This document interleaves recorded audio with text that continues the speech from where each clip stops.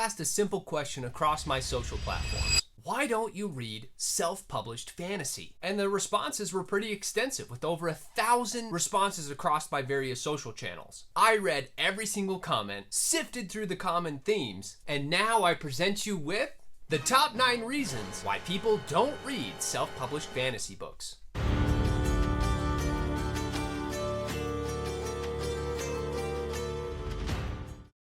Now, before we dive in, I just want to mention that I will be offering some solution to these concerns throughout the video. Because honestly, it's no secret that self-publishing has had a branding issue for a long time now. And those branding issues and stereotypes are a result of real problems.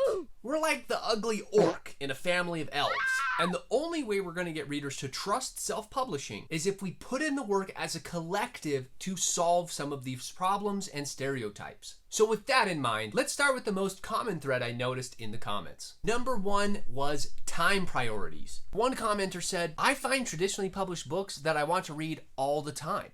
I would say I already have more books I want to read than weeks in my life to read them. You really have to understand how saturated the publishing market is to really appreciate this comment. This is pulling data from like 3 or 4 years ago, so it's probably only gotten worse from this point. But let's take a look. 2.3 million books were self-published in the US in 2021, which was the 3rd year in a row that more than 2 million books were self-published. That is a crazy number of stories. So the total number of new titles being published each year in the US, combining self-published and traditionally published titles, is approximately 3 million. Again, insane. Now let's say that fantasy books are just 10% of that number. That means that we're getting 300,000 new books every single year. And that is a literal mountain of content. But let's set all of those aside. All of the new titles, let's just ignore them for now, and let's just talk about and focus on some popular fantasy series that already exist. You've got A Song of Ice and Fire, Wheel of Time,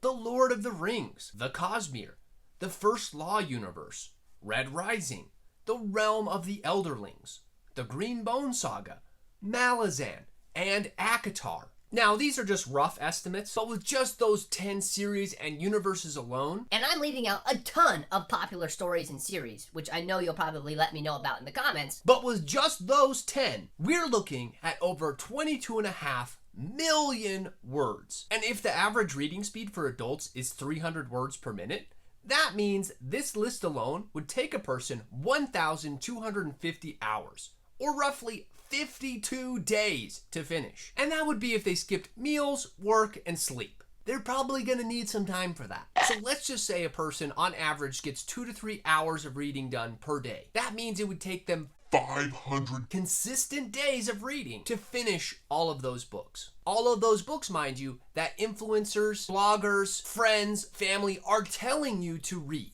So yes, this is a very valid problem for self-publishing. And unfortunately, there's not much we can do about this one. Unless you can like freeze time or have some secret superpower that we don't know about, this one's kind of out of our control. Number 2 is quality control.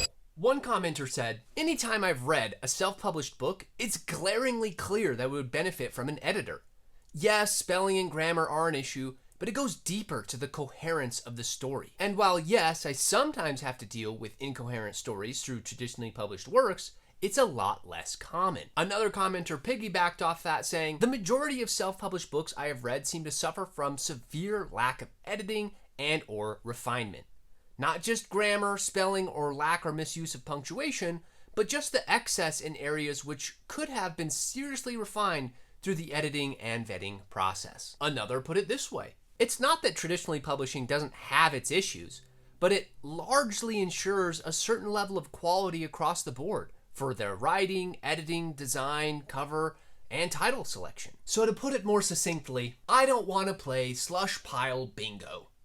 Although this is a little bit painful to hear, it's also a very valid critique. anytime someone is spending their money, they want to feel like they got their money's worth out of the product they're purchasing. And traditional publishing definitely has an advantage here. They have a reputation to uphold. So they give authors entire teams dedicated to editing and refining the story so it's a polished masterpiece. Self-published authors, on the other hand, basically have to foot the bill themselves if they want to implement that same level of quality, which often means thousands of dollars on an already non-existent budget. But again, if you want to be taken seriously in the self-publishing space, this is something that you have to be aware of and plan to address. If that means you need to set aside some budget, then you need to do that. Because with this being a top concern for so many readers, you need to take this seriously if you want to be taken seriously as an author. Although it can be expensive, it is something that you can control. And the more you ensure you have a high quality product, the more readers will trust your work as an author. So with that in mind, there are 3 things that I would recommend you do to make sure this happens. Number 1 is get yourself a team of beta readers. Not 1 or 2 people, I'm talking like 10 people. They can help you solve any developmental issues that you have in your story. Things like plot, pacing, character development, plot holes, etc. And your beta readers need to be fantasy readers. If your beta readers are romance and thriller and horror readers, they might not have as valid feedback to help you in your publishing journey. The second thing you can do is hire a line or copy editor. This person will check for grammar, spelling, formatting, or any other issues throughout the story to create a more refined end result. And number 3, after you've done those things, leverage it in your marketing. Let people know who edited your work and be proud that you invested time and money into the quality of your story. Again, if the excuse is that you don't have money to do those things, then save up until you do. It's not going to benefit you to put out a product that people already have issues with and have skepticism toward. It is a long-term strategy, but it's more likely to pay off in the end. Moving on to number 3, which is availability. Now we're getting into some concerns that came as a little bit of a surprise to me. I was shocked at how many people don't read self-published fantasy books simply because they only read stories from their local library. Let's take a look at some of these comments. I get 95% of the books that I read for free via my library. The indie and self-published books are usually not available unless they are one of the lucky few that become hits. This is an important one to understand. Not everyone is reading on Kindle Unlimited or ordering books through Amazon, and this is a big problem. So many self-published authors use the free ISBN numbers generated by Amazon when they publish, and that often means that they have restrictions on where or how they can distribute those books. So buy your own ISBN number so you can have more publishing freedom. The biggest impediment to me is Amazon exclusivity. It used to be semi-easy to still purchase and manage to read on my Kobo, but Amazon keeps locking things down further and it's just not worth it anymore. I'm no expert in this particular topic, but luckily we have Delilah Wan as an experienced self-published author offering her insights into this topic as well. This is because Amazon Kindle has historically required exclusivity for indie titles to be enrolled in the Kindle Unlimited program. Amazon's Kindle Direct publishing reps were telling authors that the exclusivity agreement for ebooks enrolled in Kindle Unlimited is being lifted for public libraries only, but they had not updated the terms of service to clearly state this. This means it falls on individual authors to sign up with an ebook distributor like Draft to Digital in order to make their Kindle Unlimited titles available via library distribution services like Hoopla, Overdrive, or Libby, and BorrowBox. So long story short, if there's an indie author whose books are in KU and you want to support them without supporting Amazon, ask them to distribute their ebooks to public libraries through a distributor like Draft to Digital. Great advice once again from Delilah Wan, so thank you for providing some of that context. Make sure you're set up on these other distribution platforms to maximize your reach and availability and accessibility. The same could be said of Ingram Spark for the physical copies as well. Number 4 is marketing. This one should come as no surprise to any of us. Marketing, because of the amount of saturation and competition with traditional publishers, is absolutely brutal. One commenter said, "I never come across self-published or indie books, physically or digitally,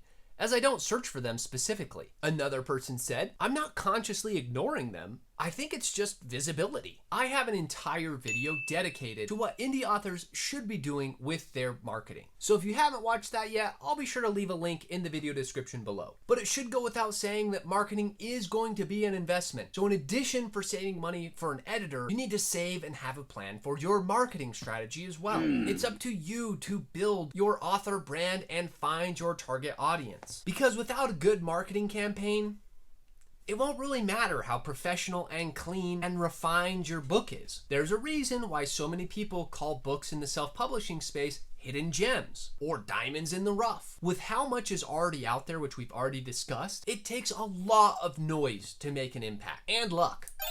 Luck is a big factor. But again, it's important to emphasize that you can't just do marketing. And you can look at someone like Audra Winter as a case study for having a really successful marketing strategy without really a good end product to back it up. Both are equally important. Marketing is how you attract a new audience, and editing and quality is how you retain that audience for the long term and create loyal fans. Now, a lot of these are going to start to blend together a little bit, but they are distinct enough that I kept them into separate categories. So number 5 is just lack of trust. The sad reality is that indie and self-published authors just often don't make money from their self-publishing endeavors. These people usually just write as a hobby and have full-time jobs and just write books as a very time-consuming hobby. But if writers are investing all this time and energy and effort into their books, but they're not getting a big following or making any money, or maybe life gets too busy, it's not uncommon to see a lot of unfinished series. There is a fear of the series never finishing. Indie authors don't always have as much dedicated time. Most writing is a side thing. And if it doesn't get popular enough, some may never find the time to write the next one. Another person said, around 4 indie authors I have tried and loved sadly either promise a sequel that never arrives or keeps pushing release dates until so much time has passed I've forgotten almost everything about the series. So if you are a first-time author, maybe start with a standalone. Unless you're just writing for the love of the game because you want to see your story come to life. That's a different thing. More power to you if that's the case. And also, I don't know how valid this particular point is because Hello? traditionally published authors do this to us all the time. Okay, maybe not all the time, but often enough that there are probably just universal trust issues at this point when it comes to fantasy series. My personal advice would be, if you insist on writing a series, just write the whole thing before you publish your first book. I know that's probably controversial, but I'm sticking with it. It just gives you more control over the storyline, the marketing campaigns, and some of the other business aspects of publishing. A good example of this would be someone like Artie Pyers, the author of Design of Darkness. He pretty much wrote his entire 4-book series, and he's just kind of going through the editing process and marketing process as he's kind of building his reputation as an author. I think that's a smart approach. Number 6 is AI concerns. Now, this does tie into the quality issue somewhat, but with the rise of AI, many readers are concerned about books being written by machines rather than humans. I read a self-published book and it was clearly written by AI. I lost trust afterwards. Now, I do have a hard time with this one. I put it on here because it is a legitimate concern, but I have a hard time personally because I feel like a lot of these AI accusations are more of a witch hunt than actually evidence-based. For example, when I read Of Blood and Fire and Dragon Maid, those both felt like basic AI outputs. But that's impossible considering both of these books were written before the AI boom. Sometimes a bad book is just a bad book. And AI, in my opinion, just can't write a very good book. At least not yet. Or hopefully ever. But luckily for self-published authors, there's a simple solution for this. Don't use AI in your writing. Problem solved. And I honestly don't think this is a huge factor. There will always be people out there who will see an M- and will scream AI. So just be honest with your craft and focus on producing a quality story. Number 7 is audiobooks.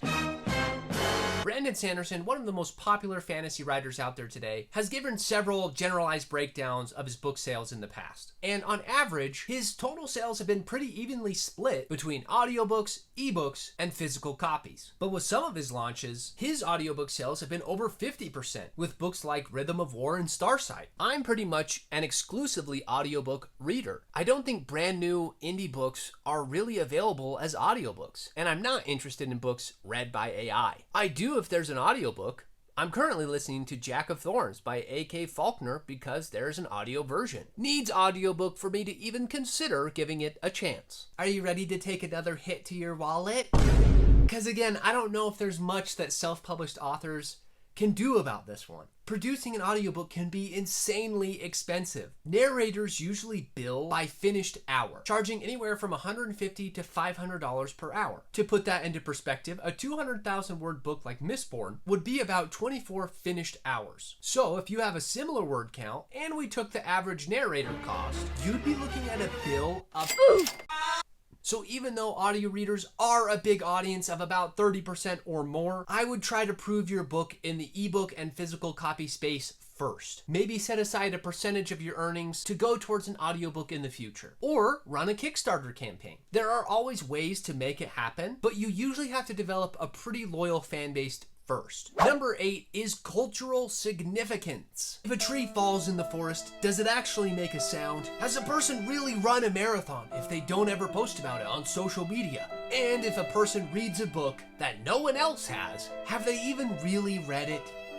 Honestly, I don't like reading books that I can't talk about. I know it's dumb, but part of the reason it's fun to read Brandon Sanderson, Dungeon Crawler Carl, Red Rising, Lord of the Rings, etc. is just talking about it. I didn't see this comment a ton, but I do feel like it does have validity to it. Part of the fun of consuming entertainment is sharing experiences with other people, finding others who share our same opinions and beliefs. It's human nature to search for those kinds of connections. But I will say that those who become fans of indie fantasy are usually much more tight-knit. The author is just more engaged with their fans because they have more time to interact with them. So I actually think that self-publishing gives people greater access to a more intimate group of readers. So authors out there, be sure to treasure those fans of yours. And the 9th and final category are just those people that are impossible to please. This is actually a very special category that I actually quite enjoy. These are the people that, no matter what you do, will never be happy with the stories that they read. Let's just take a quick look at some of these comments. Again, these are some of my favorites. Fantasy in particular is a genre full of quite a lot of trash and garbage. I only read physical books, and I'm not paying full price to gamble on self-published books. I'm already gambling by reading fantasy that made it through the publication process. But as you said, there's absolutely no filter on self-published books, so the risk is even greater. Is the book good? Could be, but I'll never find out. It honestly makes me chuckle. And no hate to these people, I just think that that's a funny comment. Again, you can't please people like that. Like, I just don't think it's that serious. Let's take a look at another. I have yet to enjoy any of them that get traction. The Martian, Wool, Legends and Lattes, Dungeon Crawler Carl, and all the Kimberly Lemming books. If this is the best of the lot, then why bother looking when all that surfaces is not good? This is what was deemed worthy of traditional publishing, and it just sucks. I get that some books aren't for everyone, but based on that list, what do you enjoy at this point? So that's just a good reminder to all the indie authors out there that even if and when you become successful, there will always be those people waiting to hate on your books. And that's okay. There's nothing wrong with that. I personally feel like having at least a few haters is a mark that you've made it in the industry. So there were just a ton of insights from this overall discussion. So if you'd like a more in-depth look at those comments, I'll add a link to the Reddit thread in the description. That's kind of the social channel that got the most interactions, but a lot of my other channels kind of repeated the sentiment just in different ways. So I pulled mostly from that thread. And most importantly, hopefully we can learn from this, right? There will always be those things that are outside of our control, but if we can take these honest critiques and improve, then this self-publishing community will be all the better for it. That's what's going to help with these stereotypes and branding issues that we have. And the more people that take this seriously, the more we'll be able to shift the paradigm and narrative around those self-publishing stereotypes. But thanks so much for watching. I hope you enjoyed this video. I hope that you can pull some insights from it to improve your own self-publishing journey. If you like this video, be sure to like and subscribe. Join the Indie Fantasy Club so that we can improve this community together. And I will see you in the next video.